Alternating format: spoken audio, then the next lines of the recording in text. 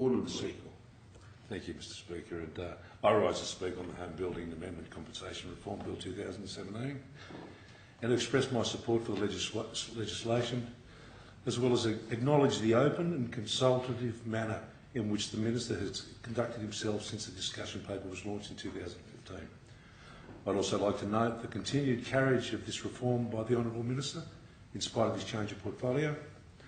and commend the Government for maintaining continuity for this important reform in spite of the reshuffle earlier this year. Mr Speaker, liability within the building industry is somewhat of a unique beast. Risk trails out for many years with little to no control or knowledge remaining with the builder after the completion of the construction. It is an unspoken rule within the sector that companies have lean capitalisation to shield against these long-tail risks, and it is not unusual for building and construction operations to maintain separate entities that retain and protect their assets, such as plant and equipment, cash and other property holdings. Mr Speaker, that's why we need to ensure that we continue to have a comprehensive insurance regime for defaults in home building, and why this scheme must be sustainable and robust. I believe this legislation will improve on the current shortfalls experienced by the Home Building Compensation Fund in a number of areas, some of them more significantly than others. However, this new model will only be as good as its management, and it is of the utmost importance that this Government does not see these reforms as an opportunity to absolve themselves of all responsibility in what is perhaps one of the most important areas of consumer protection. I would therefore urge the Government not to see this as an ideological victory for the free market, but as a necessary and pragmatic improvement to a public policy area that should be receiving the benefits of private sector involvement. Unfortunately, it's not the invisible hand of the renowned economist Adam Smith that will pick up a trowel to shore up the foundations of a family's home. And I believe the nature and risks of this sector will always require careful monitoring, oversight and direction by the Government. Mr Speaker, while I believe the sentiments of the Minister in opening home building insurance back up to competition are admirable, there is some cause to be concerned about the scope the Minister will have under the Act to drastically alter the nature of allowable private insurance products. Today's acceptably high standards could easily become tomorrow's inadequately low standards, all without any further input from the Parliament. The construction of the family home will likely be the largest management project many people undertake in their lives, and home building insurance is a vital safety net which should not be disturbed. I would therefore encourage the current and future ministers to consider very carefully before watering down the important protections provided by home building insurance. Mr Speaker, although these reforms are on the whole very positive, I believe the Government has not adequately addressed why they have not chosen to exempt low-rise multi-dwelling buildings from the scheme, as perhaps one of the most effective options outlined in the Government's discussion paper. As stated in the discussion paper, low-rise multi-dwelling buildings accounted for more than 1/3 of the total cost of the scheme, and it is hard to see why builders should bear a special responsibility in their construction when the much simpler 2% building bond model that has been adopted for higher developments would seem to more appropriately address the liability in these cases. In addition, it is hard to see why the builder should be responsible rather than the developer in these low-rise multi-dwelling buildings, and I believe the Government could have taken action here. Mr Speaker, one of the largest industry complaints about the current scheme is the unclear manner in which eligibility is determined and the substantial limitations that this can place on the ordinary conduct of affected businesses. I do not believe that it was originally within the scope of the Home Building Compensation Fund or its precursors to act as an industry licensing scheme, yet this is what it has in many ways become. Questionable and uncertain risk assessments have acted as a major roadblock in the growth of any number of building and construction businesses, often with no option for recourse or appeal.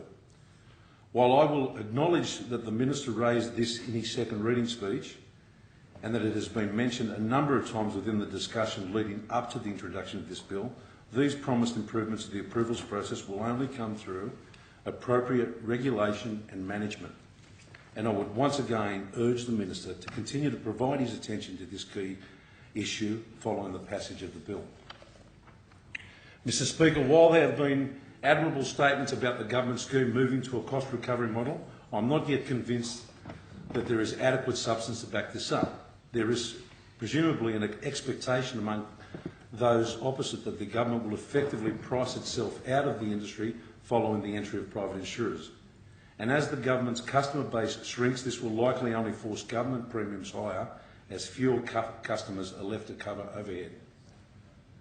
The bigger fear, though, is that when you have a mandatory insurance scheme and private enterprises pursuing the profitable sections of the market, the government will be left holding the bag for the riskier end of the market, and we will see the public potentially bearing a proportionally larger share of the loss under this new scheme. It is my sincere hope that the Minister will in fact provide substantive reform to the provision of insurance by the government insurer that will stop this coming to pass. But with this, only time will tell. Mr Speaker, putting aside those reservations, it is my belief that this bill provides an incredible opportunity for the wholesale reform of residential building contract management in the state. Through the separation of non-completion and fault-based insurance, I hope that the Minister will allow for the entrance of insurance products which provide substantial oversight of the residential building contracting process, and that this will eventually become the industry standard. For most people, engaging a builder for the construction of a home is a once-in-a-lifetime exercise. For those who have done it, you'd know that perhaps the reason it's a once-in-a-lifetime thing is that you never want to go through it again. This means that for a huge number of consumers in these contracts, there is little to no understanding of industry norms, and it is not uncommon for the unwary consumer to hand over far larger project payments than would be considered wise in those circumstances.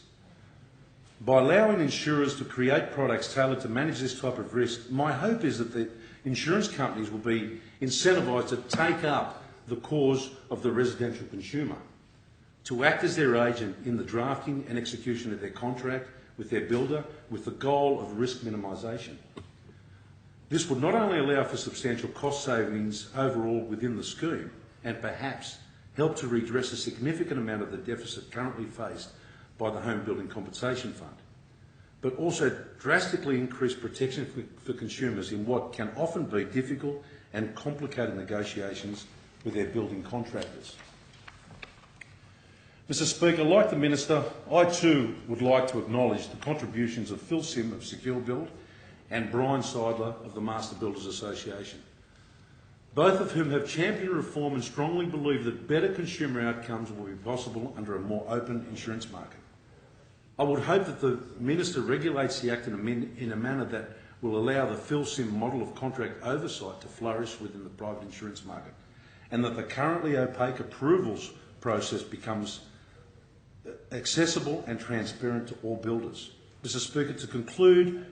while I believe there are areas in which this government could have taken reform further and that this new model will only be as good as its management, I would like to once again congratulate the Minister and this government on their sensible and consultative reform process in relation to this bill, and welcome the opportunities provided for superior consumer protection and a sustainable insurance model.